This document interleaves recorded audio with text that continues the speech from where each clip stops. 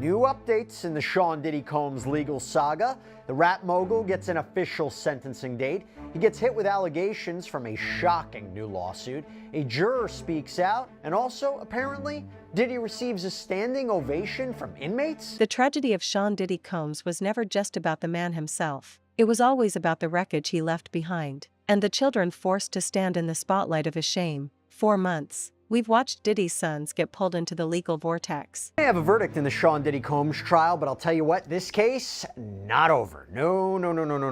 Important hearing today, sort of. We got to talk about why. Well, Judge Arun Subramanian had sent a tentative October 3rd sentencing date for Diddy on his convictions of 2 counts of transportation to engage in prostitution. Remember, that's what he was convicted of. He was acquitted of racketeering conspiracy, and he was acquitted of the 2 sex trafficking counts. But he was convicted of these prostitution charges. And at one point, there was reporting that defense counsel for Sean Combs and prosecutors, they had then agreed to switch the date to September 22nd. And we thought, okay, because today's hearing was supposed to be about expediting the October hearing. Then they agreed to September 22nd. Now apparently it's back to October 3rd. This is all over the place. Very confusing. We'll get it straightened out. I gotta say it's interesting because Combs' defense counsel had originally stated last week, when it was the October 3rd date, that they wanted that sentencing expedited, meaning they wanted it to happen sooner. And one of the things that Sean Combs' attorney, Mark Agnifilo, had said was, quote, the mother of some of his children had passed away many years ago. These kids, the 2 daughters here sitting in the middle of Your Honor's second row, don't have a parent. Obviously referring to the death of Kim Porter in 2018, mother of Christian, Jesse, Delilah, Quincy. And by the way, remember Sean Combs was denied bail, so it wasn't even like he got to go home after the verdict, but clearly they wanted this expedited. They want his sentencing to happen as quickly as possible. They want him out of jail. They want him out of prison as soon as possible. And also it's interesting because prosecutors, they need time for the pre-sentencing investigation and report. Basically, that's when a probation officer interviews the defendant, looks at the history, the background, childhood, education, employment, criminal history, finances, the mental and physical health of the defendant. There are interviews that are conducted with family and friends. The officer looks at various court and school records, employment records, financial records. The officer could speak to the victims in the case, law enforcement that were involved in the investigation, provide all of this information in a report to the judge, because here the judge is going to have a lot of discretion when it comes to the sentence. What could a sentence look like? Well, prosecutors indicated in a filing that before even doing a pre-sentencing investigation, Combs is looking at 51 to 63 months, a little over 4 to 5 years in prison. The defense seems to be pushing for 21 to 27 months, so a little over 1.5 to 2 years. But remember, Combs has been sitting in federal lockup since September at the MDC. So if he gets time served, he really wouldn't be spending that much time behind bars. Now, of course, they're the extremes. When you talk about transportation to engage in prostitution, the maximum for each count is 10 years in prison. You stack them together, you get 20 years. Okay, based upon the facts in this case, it seems highly unlikely he would get that much. Other side, you get the idea. There's no minimum for this charge. So could he get time served and walk free? Also seems unlikely, in that you're dealing with multiple instances of transporting Jane and Cassie. But the latest emotional and public developments involve his daughters, specifically the twins, Delilah and Jesse, and their sister, Chance. These young women have been forced to process their father's conviction for transportation to engage in prostitution, and the graphic, horrific details revealed in court. And now, the true cost of their father's legacy is emerging as Diddy loses control over his life, and his daughters make a shocking confession about their father that fundamentally changes the narrative of the Combs family. This confession is not delivered through a formal press conference or a lawsuit. It's delivered through the heartbreaking lens of public behavior and court records, an agonizing, unspoken admission of what they have been forced to endure. Remember the sight: Chance, Delilah, and Jesse, all young women, dressing impeccably, sitting silently in the courtroom during their father's criminal trial. They came to show solidarity, a united front against the storm, but that wall of defense collapsed in the face of brutal, unforgiving testimony. The shock. In a while, and you did great reporting. You're here. We did sidebar recaps every day. Yeah. Okay, before we get into this monumental hearing, and I'm being sarcastic, you'll see in a second. Combs' defense counsel filed a letter with the court that outlined a brand new schedule. Then after the hearing, it was changed. What was the back and forth in terms of schedules? What's happening now? I know. To your point, Jesse, it really was a back and forth. First, it was September 22nd. Now it's October 3rd. And it was something that the judge initially put on the schedule as Diddy's sentencing hearing. And then, back and forth happened. And now it's back to October 3rd, which I like to call Mean Girls Day. And so it was a lot of kind of going on here. And a lot of us were kind of confused as to, is it going to be September? Is it going to be October? But now it's official. It's going to be October. And there's a reason for it. There's a lot of stuff, like you had just mentioned, that both sides have to kind of work through.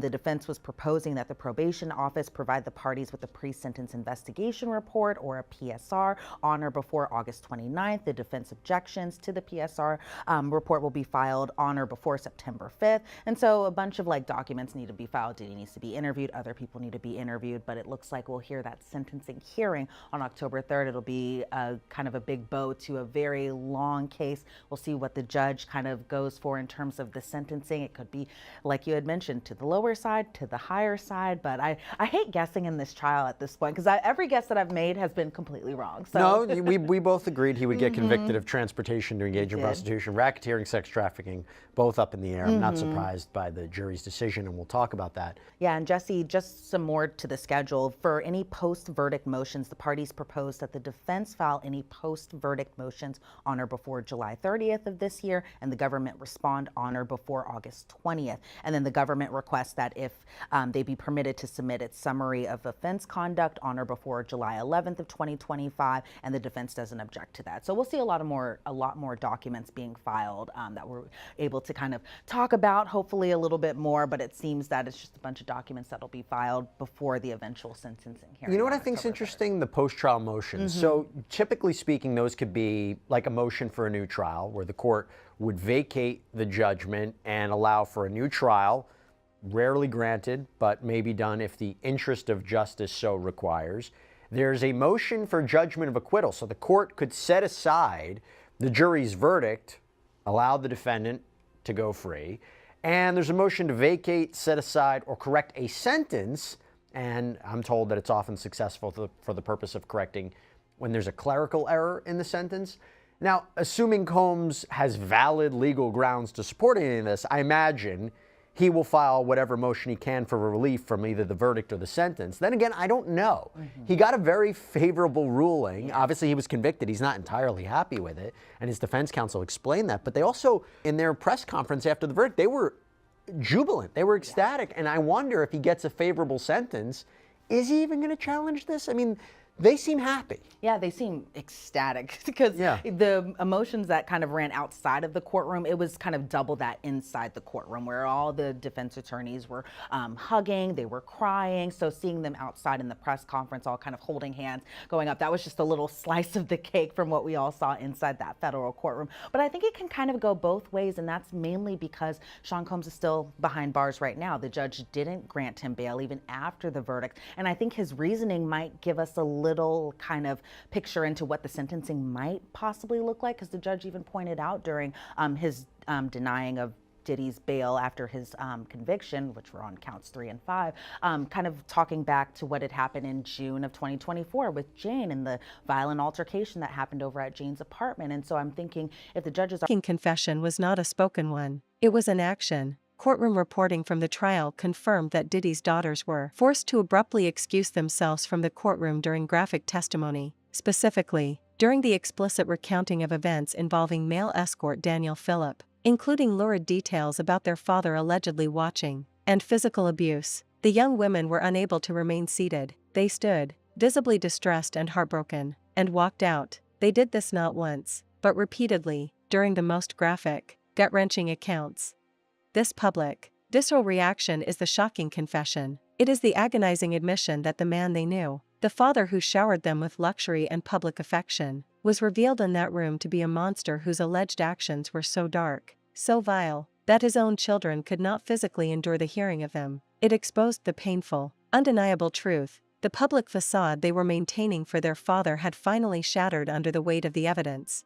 This moment changed everything. Already kind of on his mind about the whole domestic violence aspect and the physical violence that was exuded from the defendant even just last year. I think it's possible maybe the judge, even if he hears from the family, even if he hears from Sean Combs' friends, that it's possible it might be kind of a little bit of a tougher sentence than maybe the defense was expecting. Well, look, I think the defense might be wanting to take advantage of this, right? Now, the judge said, even though I'm denying bail and I'm looking at the violence factor, it's not a preview of what I'm going to do for sentencing. But I think this is the opportunity for the defense to submit any kind of mitigating factors and have the probation officer speak to his friends and family and talk about the impact of this. I mean, we just interviewed Charlucci the other day. So I wonder if they're saying, you know what? They said to Sean Combs, listen, let's wait for October. Gives us more time to present our case to Judge Arun Subramanian.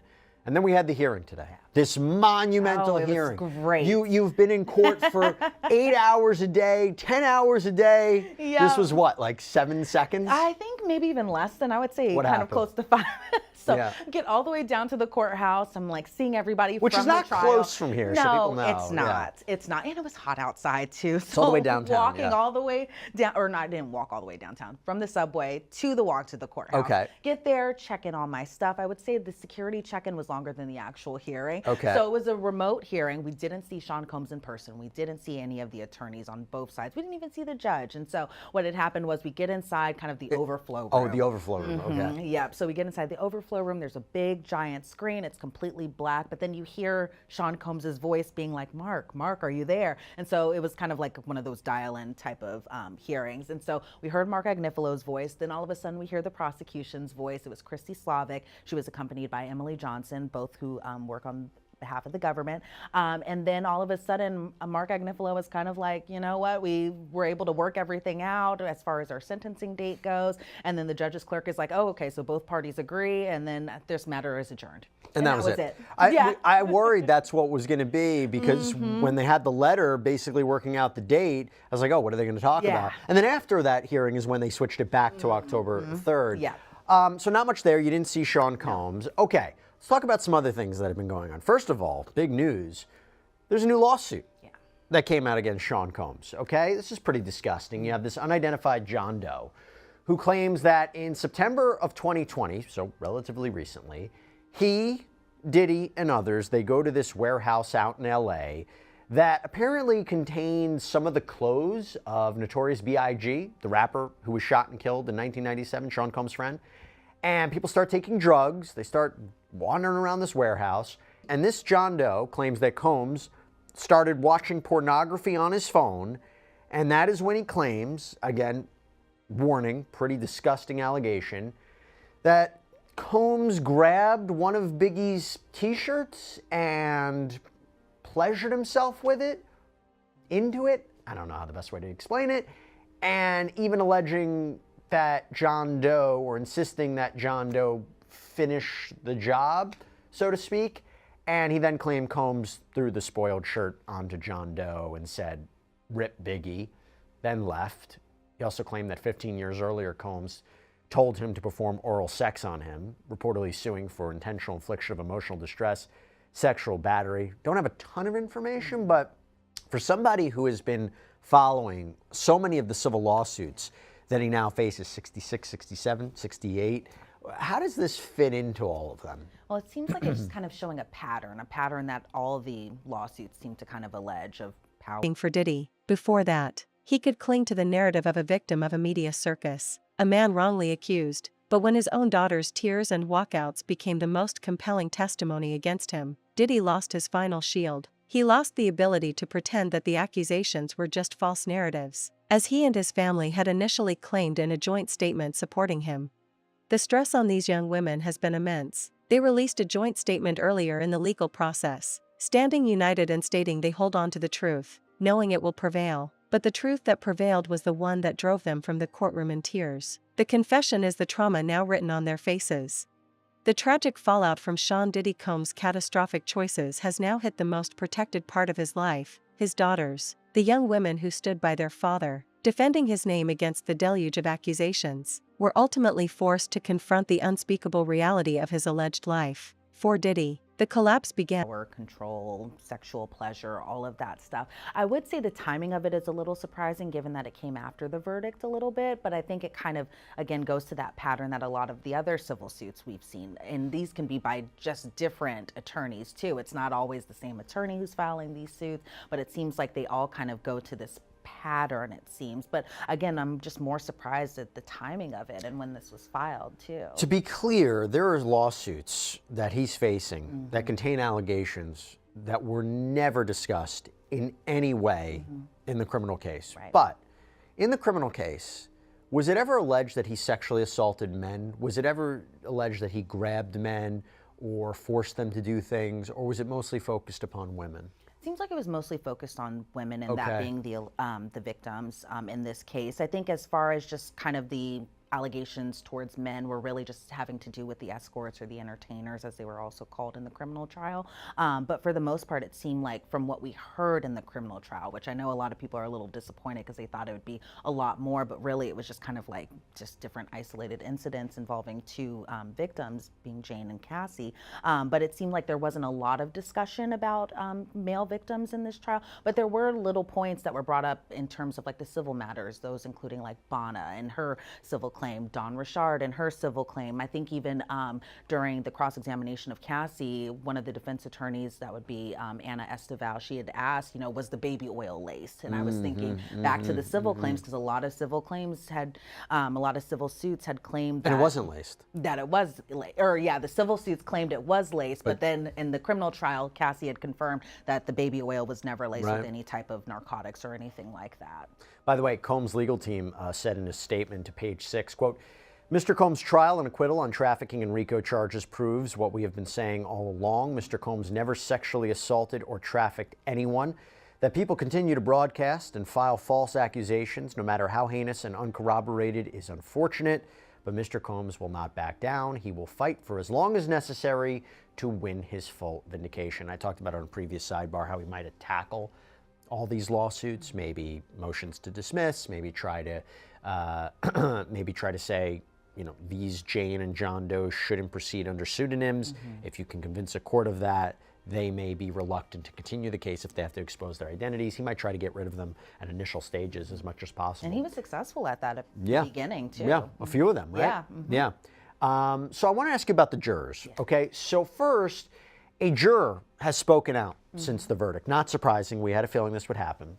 This unnamed juror apparently spoke to ABC and said that the public reaction to this decision, quote, is highly insulting and belittling to the jury and the deliberation process. We spent over 2 days deliberating. Our decision was based solely on the evidence presented and how the law is stated. We would have treated any defendant in the same manner regardless of who they are. I have nothing else to say. Now, you watched the jury, okay? And we'll talk about what an alternate juror had to say too, but you watched the jury. You watched them day in and day out. What do you make of that statement? I was a little surprised by that statement, just a little bit, only because, and I shouldn't say anything surprising to me when it comes to this trial, I found that statement surprising only because we clearly had heard the same evidence. Obviously, they saw a little bit more than I saw being inside the gallery. Some of the exhibits we weren't able to see, that sort, and that included, the freak-off tapes, the hotel night tapes, all of that stuff. And so I was surprised by the jury's decision. It's mainly to count two. Not as surprising. Sex trafficking. Yeah, sex trafficking. And when his daughters made a shocking, visceral confession about their father in court that fundamentally changes the narrative of the entire Combs family tragedy. The man known for his control and power lost the one thing he couldn't buy or intimidate, the ability to shield his children from the horrifying truth.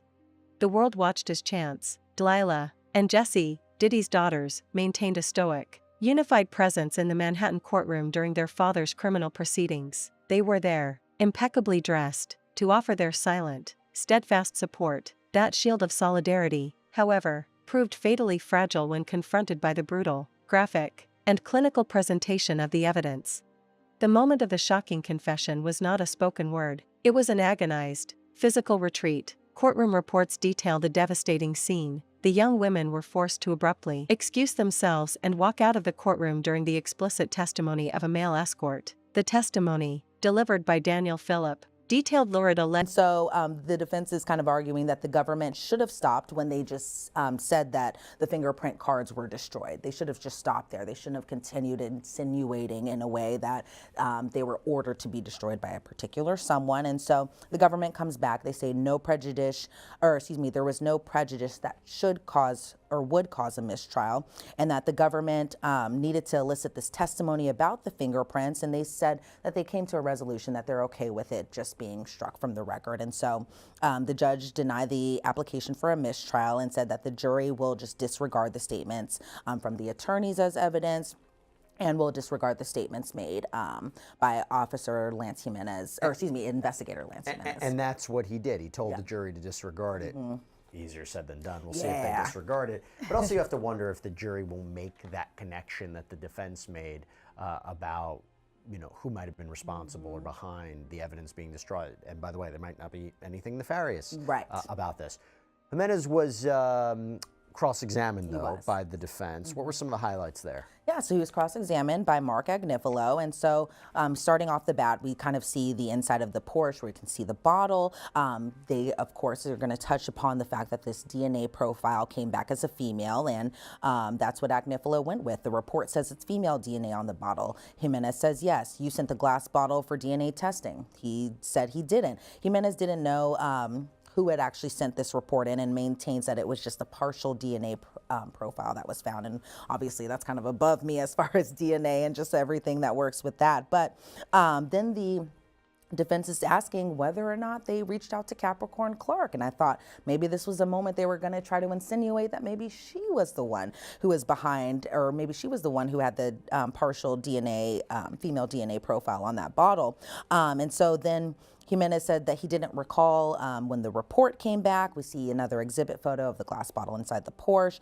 And Agnifilo is asking about his opinion on whether the glass bottle was the cause of the fire, and Jimenez had, verified yes. And so there were other moments where you had seen a glove even in the back seat of the car. And it was interesting because I think the defense was implying that, why didn't you test this glove for DNA? Jimenez had said that he believed that the glove belonged to the owner of the vehicle, obviously the owner of the vehicle being Kid Cudi, so didn't think it was relevant or necessary to turn it back for evidence. But Mark Agnifilo was really like, well, where's the other glove? Do you know where the other glove is? And if a bottle is super hot, wouldn't you be the one using a glove if you were going to do something like this? And Jimenez kind of came back and said, well, not really. And Agnifilo was like, well, wouldn't the bottle be hot? And he said no, because the cloth would be on fire. And I felt like Agnifilo was trying to argue with a fire expert, an arson investigator. Basically trying to make the idea that it was a sloppy investigation. Yes. You don't really know who set fire to this car, and let alone Sean Combs or an associate of his. Yes, exactly. And so we're seeing more exhibit photos, kind of the same photos that we were seeing under direct, the roof cut out, Kid Cudi's Porsche a number of times,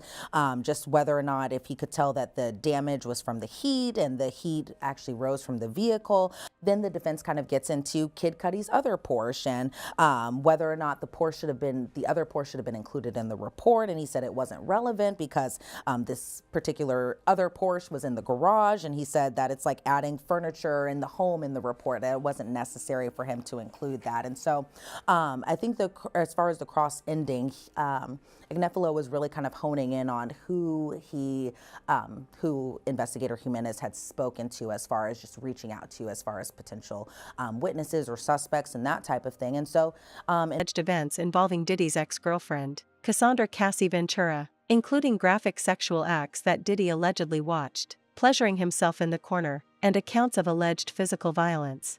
This public, visceral reaction is the shocking, unspoken confession. It is the agonizing admission that the father they loved, the man who built an empire for them, was revealed in that room to be capable of actions so depraved, so psychologically wrenching, that his own children could not physically endure the hearing of the details. The visual of these young women, reportedly having to stand and exit the courtroom not once, but repeatedly, during the most harrowing accounts of their father's alleged conduct, shattered the last shred of pretense. The public silence Diddy demanded from his children, the forced participation in the narrative of the supportive family, finally broke. Their tears and their retreat exposed the painful, undeniable truth. The accusations were not just fictitious or a shakedown, as Diddy's legal team had claimed. They were, in the eyes of his children, too horrifyingly real to bear. This emotional and public trauma changes everything for Diddy. before the Investigator Jimenez did say that he had reached out to both Cassie and Capricorn Clark, because when Capricorn Clark had testified, she had said that she didn't respond to investigators' calls, something that Jimenez verified, that he called a bunch of times. He went over and did door knocking to her house. He had got a hold of her, in quotations, one time, and it was actually her brother who answered the phone, and her brother told Investigator Jimenez to leave her alone, and that was just kind of where we got to, just as far as Capricorn Clark is concerned. But as far as Cassie is concerned, it was the same thing, reaching out to her, trying to find her address.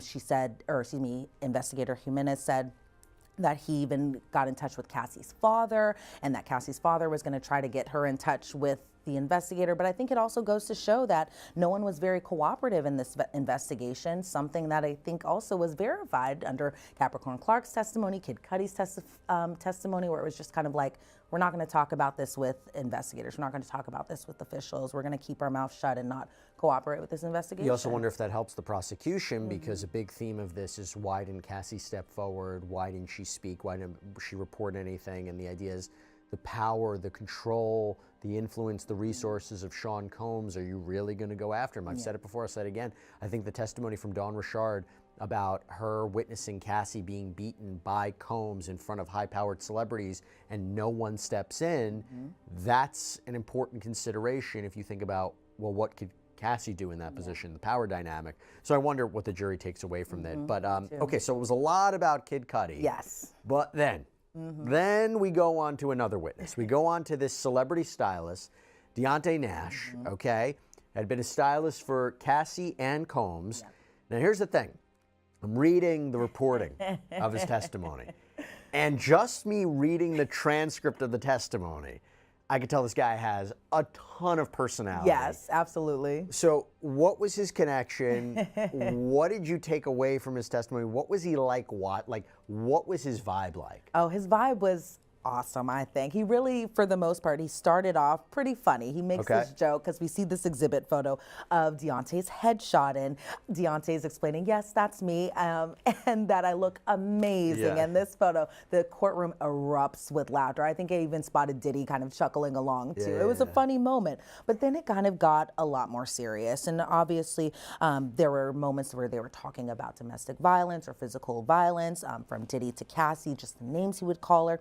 And so after we had this funny moment in court, Deontay Nash was explaining just his work history, that he had styled Diddy and Cassie starting in 2008 all the way up until 2018. He started off as an intern for Derek Roche, who was actually Diddy's stylist. While Deontay Nash is on the witness stand, he actually refers to Diddy not as Sean Combs or Sean or anything like that. He refers to him as Puff or Puffy, one of the many names that Diddy has gone by in the past. And so he worked with Diddy and Cassie from 2008 to 2018. And then from 2009 to 2018, he said he spent a lot of time with Cassie, particularly, that they went everywhere together, that he actually is Cassie's best friend, and that they even talk to one another to this day. And so he testified that he saw Diddy and Cassie together at least once a week, so pretty frequently. But then he was asked some of the names that Diddy called her. And so he starts off with, baby girl, Cassie, Cass. But then he says that Diddy would refer to her as the B word and SLUT and sometimes a hoe, and that he used the B word often when describing Cassie. Deontay had said that was his favorite word to use.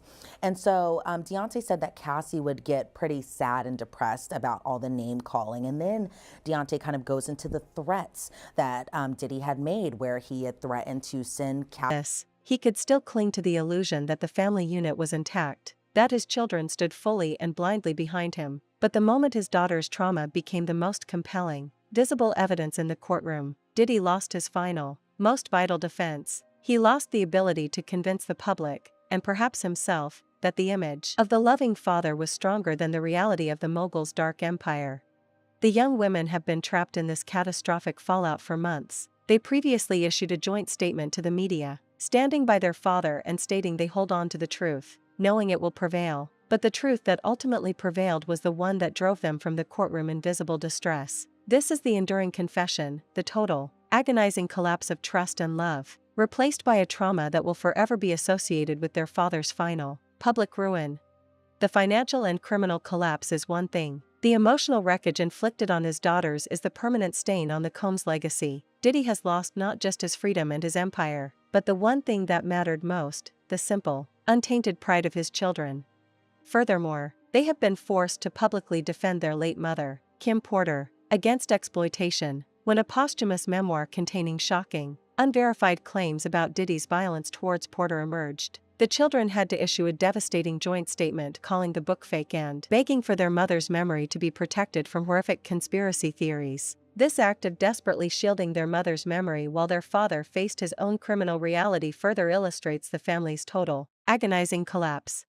The girls are now navigating a world where their father is an incarcerated felon, stripped of his empire and his reputation. Their shocking confession, that they simply could not listen to the details of his dark life, is the sound of their family name being permanently broken. Diddy has lost not just his freedom and his fortune, but the last vestige of pure, untainted love and respect from his children, replaced by a trauma that will forever define their legacy.